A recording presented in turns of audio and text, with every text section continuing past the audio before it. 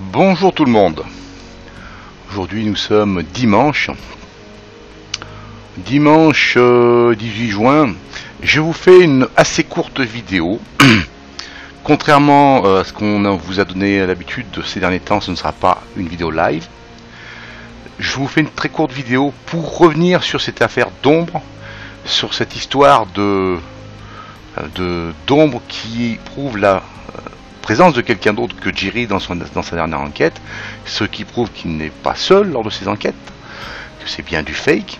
Je reviens dessus très rapidement pour mieux détailler pour ceux qui n'ont pas compris. Alors il faut savoir qu'il y a eu beaucoup de commentaires. Il y a des trolls qui ne sont là que pour défendre malgré tout contre vents et marées Jerry parce qu'ils ont un intérêt à le faire, soit parce que ce sont des amis de Jerry, soit parce que c'est Jerry lui-même. Et puis il y a d'autres personnes qui défendent Jerry parce qu'ils n'ont pas compris. C'est à cette deuxième catégorie que je vais m'adresser. Les trolls, on ne peut pas chercher à les remettre dans le bon sens, ils sont là pour une bonne raison. Non, c'est aux personnes qui n'ont pas bien compris et qui encore ont un doute. Voilà. Bien, la dernière fois j'ai fait une vidéo assez succincte, je vais la faire, elle va pas être très longue, elle va faire peut-être 10 minutes. Pourquoi? Parce que je vais vous donner l'explication là maintenant. Et ce soir, dimanche, à 18 h, nous ferons un live avec mes amis Pascal et FakeSeeker. Nous ferons un live à partir de 18 h pour expliquer mieux, si besoin est, pour donner la parole aussi aux gens qui souhaiteraient s'exprimer sur ce sujet-là. Donner la parole à Jerry, bien sûr, s'il le souhaite. Hein, mais bon, vous le savez, on l'a invité à 2 reprises, il n'est jamais venu. Mais on l'invite toujours, hein, on ne sait jamais. Sur un malentendu, on peut conclure. Bon, mais surtout donner la parole aux gens, troll ou pas troll. On saura les gérer, vous inquiétez pas. Et pour quelles raisons ils peuvent défendre Jerry. Voilà. Hein, leur donner la parole vocalement. Bien sûr, il leur faudra un micro et un casque, s'ils le souhaitent. Voilà. Bien. Et on reparlera de la pétition, de tout ça. Bon, alors, cette affaire d'ombre, hein, rappelez-vous la vidéo hein, de Jerry, la voici.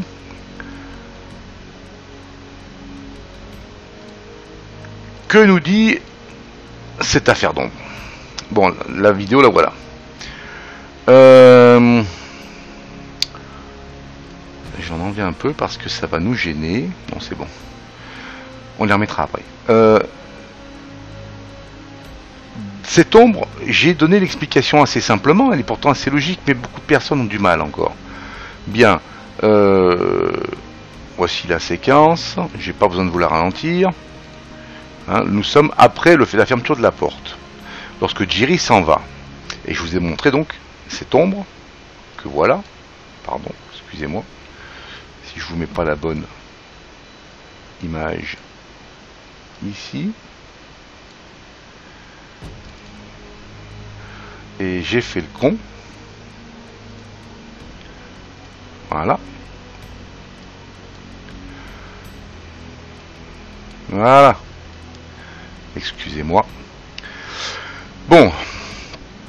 Je vous ai montré qu'il y avait ici une ombre qui apparaissait. Et qui n'était pas à sa place. Par rapport à la position de Jerry. Je vous demande pardon, s'il faut je couperai ça au montage en vitesse. Donc je vous ai montré cette ombre qui apparaissait ici, hein, qui se déplace, qui est un mouvement de déplacement, et qui n'avait pas sa place, puisque Jerry se trouvait ici. Enfin ici c'est normal, hein. Il y a 2 fenêtres. Il y a une source de lumière qui est le soleil, et 2 fenêtres par lesquelles le soleil entre. Donc il y a 2 projections de Jerry.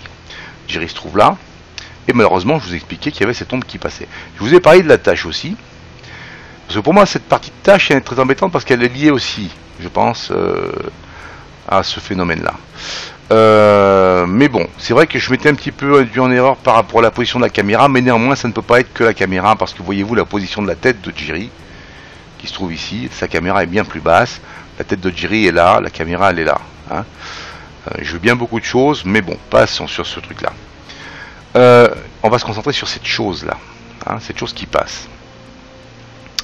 La chose qui est très importante, vous voyez là, elle est noyée dans l'ombre qui se trouve là. Elle est noyée dans l'ombre. Elle n'est pas encore passée. D'accord? Là, on la voit se détacher de quoi? De cette ligne noire, cette ligne-là, ici, qui est en fait... Je vais vous tracer la ligne. Ici. Voilà. Qui n'est en fait que la portée de l'ombre du chambranle de la porte. Pourquoi? Mais parce que Jiri se tient devant la porte. On le voit ici. Et à sa gauche, on voit qu'il y a une superposition ici, c'est normal parce qu'il y a deux sources de lumière. Mais on voit qu'à sa gauche, la lumière peut passer. Elle passe à sa gauche. Or, cette ombre, elle sort du chambranle. Vous voyez, elle sort du chambranle de la porte. Elle vient de cette partie-là.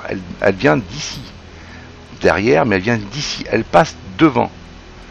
Ça veut dire qu'elle ne peut avoir qu'une seule source. Enfin, qu'il y a bien deux sources, deux sujets, si vous voulez, mais que ça ne peut provenir que d'une personne qui se trouve en arrière de Jiri. Et le seul moyen pour que ça puisse être le cas, c'est que la personne se trouve ici dans la pièce, dans cette position-là, entre les deux fenêtres. Ce qui veut dire qu'il va se déplacer. En vert, je vous ai mis à peu près la position de Jiri dans le chambranle de la porte, et il va se déplacer devant cette fenêtre, en allant derrière Jiri. Il ne va pas couper la luminosité qui vient de cette fenêtre. Voilà pourquoi on ne le voit pas dans les deux projections. On ne le voit que dans la projection de celle-ci, qui vient au niveau du chambranle de la porte. D'accord? Voilà pourquoi. C'est tout simple. C'est extrêmement simple en fait. Mais il y a des gens avec qui des choses simples deviennent compliquées. Cette ombre ne peut pas couper ici, si c'est celle de Jiri, puisqu'il est dans le chambranle de la porte, et qu'on voit qu'il laisse passer de la lumière. Et en plus, elle se déplace, et elle n'est pas synchronisée avec le mouvement de Jiri. Voilà. Hein, on voit bien que cette ombre, là, ici, elle est en train de finir de passer, elle va passer derrière Jiri. Jiri, en réalité, dans la projection lumineuse, il se trouve ici, Jiri. Il se trouve ici, noyé, dans le reste de l'ombre. Voilà. Et la personne passe derrière. Et c'est quand même assez... Si on y regarde de près, c'est quand même assez visible hein, qu'il s'agit d'une personne qui passe. Ça, Jiri, alors, il vous dit le contraire dans ses lives. Jiri vous dit le contraire dans ses lives, mais parce qu'il a intérêt à défendre son gagne-pain. Et oui, parce que vous qui êtes des crédules et qui avez du mal à accepter certaines choses, il compte vous prendre encore plus de sous. Et il y est arrivé cette semaine. Et là, il a réclamé beaucoup d'argent et il en a obtenu. C'est lui que ça regarde, moi je m'en fous à la limite. Même si c'est très mal de faire ça, parce que c'est sur du mensonge. Ah bon, on peut appeler ça autrement si vous voulez. Bon, la question n'est pas là. Cette ombre ne peut pas sortir du chambranle de la porte que si elle a été, excusez-moi, je reviens sur la bonne image, produite par une personne qui se trouve entre les deux fenêtres et qui coupe cette fenêtre en arrière de Jiri. C'est aussi simple que ça. Il n'y a pas à chercher midi à 14h. C'est aussi simple que ça. Voilà. Comme je vous l'ai dit, on va revenir ce soir sur un live où on pourra plus développer. Peut-être pas forcément ça, on pourra peut-être voir d'autres choses. Jiri a reparlé d'une vidéo avec un bol. J'aurai un truc sympa à vous montrer à ce moment-là. Oui, vous savez le bol quand il explose au sol et qu'il part en courant. J'ai même plus le titre de la vidéo en tête.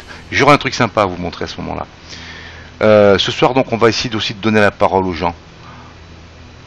Hein, par rapport à toute cette histoire de pétition, de ce que fait Jiri, les lives, les appels aux dons.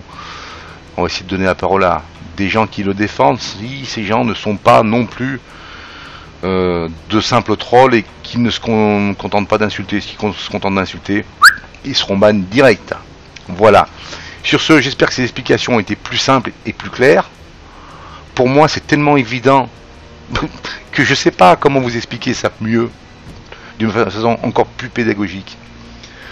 Je vais juste vous montrer, je vais juste vous expliquer pourquoi j'ai choisi ce personnage, alors que dans la précédente vidéo concernant un autre phénomène de Jerry. Vous savez, dans ce sanatorium qui avait tant fait parler de lui, j'avais choisi un petit chat pour illustrer la personne qui passe derrière. Là, j'ai choisi ce culturiste parce que c'est comme ça que Jerry se voit. Il se voit comme le maître du monde, le maître d'internet, le plus fort. Mais malheureusement, c'est pas tellement l'image qui nous renvoie en réalité. C'est celle qu'il aimerait bien envoyer, mais c'est pas la bonne. Je vais pas vous la mettre. Vous la connaissez tous, hein. Elle parle d'un slip Borat vert.